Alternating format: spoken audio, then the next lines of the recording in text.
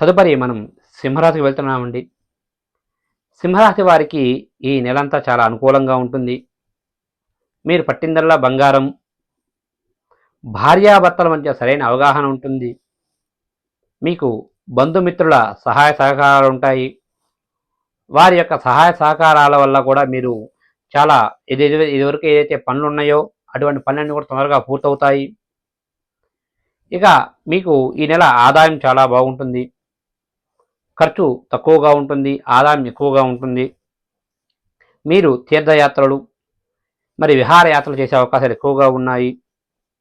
భూ వ్యవహారికంగా కూడా మీకు చాలా లాభంగా చేకూరే అవకాశాలు ఎక్కువ ఉన్నాయి. ఏవైనా కోర్టుకు సంబంధించినటువంటి ఏదైనా కేసులు కానీ పెండింగ్ కేసులు ఉంటే అటువంటి పెండింగ్ కేసులన్నీ కూడా పూర్తయ్యి మీకు అనుకూలంగా తీర్పు వచ్చే అవకాశాలు ఎక్కువగా కనిపిస్తున్నాయండి. ఇక ఎవరైతే సింహరాశిలో ఉన్నటువంటి వ్యాపారస్తులందరికీ కూడా ఈ నెలంతా చాలా అనుకూలంగా ఉంది. మీరు పెట్టిన దానికి రూపాయి ఎక్కువగానే ధనం వస్తుంది. ఆ విషయంలో ఎటువంటి ఇబ్బంది ఏమీ లేదండి. ఇక ఎవరైతే విద్యార్థులు ఉన్నారో మరి ఈ యొక్క సింహరాశిలో ఉన్న విద్యార్థులందరికీ కూడా ఈ నెలంతా చాలా అనుకూలంగా ఉంటుంది. మరి ఎవరైతే ఈ యొక్క విద్యార్థులు స్టేట్ గవర్నమెంట్, సెంట్రల్ గవర్నమెంట్కి సంబంధించినటువంటి ఉద్యోగాల కొరకే అప్లై చేసుకొని పరీక్షల కోసం ఎదురు చూస్తున్న వారందరికీ కూడా చాలా బాగుంటుంది. మీరు ఈ యొక్క పరీక్షల్లో కూడా ఉత్తీర్ణత సాధించే అవకాశాలు ఎక్కువగా ఉన్నాయండి. ఇక ప్రభుత్వ ప్రైవేట్ సంస్థల్లో పనిచేస్తున్నటువంటి ఉద్యోగస్తులందరికీ కూడా ఈ నెలంతా చాలా అనుకూలంగా ఉంది. మీ పై అధికారుల వల్ల మీకు చాలా మంచి జరిగే అవకాశాలు ఎక్కువగా ఉన్నాయి. అదేవిధంగా ట్రాన్స్ఫర్స్ కానీ, ప్రమోషన్స్ కానీ, ఇంక్రిమెంట్స్ కానీ, ఏవైనా బోనస్లు కానీ మీరు గతంలో పెట్టుకుంటే తప్పక మళ్ళీ వాటి గురించి ఒకసారి మీ పై అధికారులకి ఒకసారి గుర్తు చేస్తే తప్పక మీరు అనుకున్న పనులన్నీ కూడా మీరు అనుకున్న చోటకి బదిలీలు కానీ లేదా మీ యొక్క ఇంక్రిమెంట్స్ కానీ వచ్చే అవకాశాలు ఎక్కువగా ఉన్నాయండి.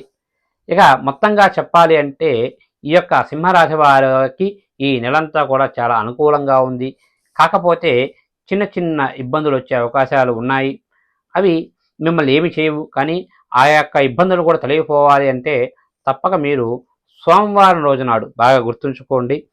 సోమవారం రోజునాడు తప్పక మీరు మీ ఇంటి దగ్గరలో ఉన్నటువంటి ఏ ఆలయమైనా సరే వెళ్ళి ఆ ఆలయంలోకి వెళ్ళి ఆ ఆలయంలో ఉన్నటువంటి బ్రాహ్మణోత్తముడికి కేజింబావు బియ్యం, గుర్తుంచుకోండి, కేజింబావు బియ్యం దానం చేస్తే మీకు ఏవైతే కొన్ని చిన్న చిన్న ఇబ్బందులు ఉన్నాయో అటువంటి ఇబ్బందులన్నీ కూడా తొలగిపోతాయండి. ఇక మొత్తంగా చెప్పాలి అంటే ఈ యొక్క సింహరాశి వారికి ఈ నెలలో చాలా అనుకూలంగా ఉంటుంది.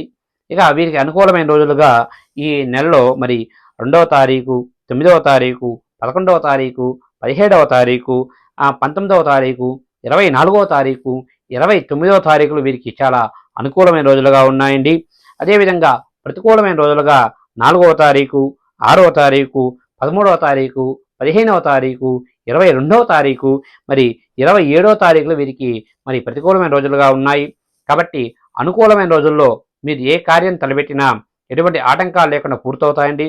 ఏవైనా సరే ప్రతికూలమైన రోజుల్లో ఏదైనా కార్యం తలపెడితే కొన్ని ఇబ్బందులు వచ్చే అవకాశాలు ఎక్కువగా ఉన్నాయి. కాబట్టి తప్పక గురువు గారిని కానీ లేదా మీ ఇంటి పురోహితుని గారిని సంప్రదించి దానికి సంబంధించినటువంటి తగు పూజలు చేసుకుంటే అంతా మంచి జరుగుతుంది. శుభస్య శీఘ్రం.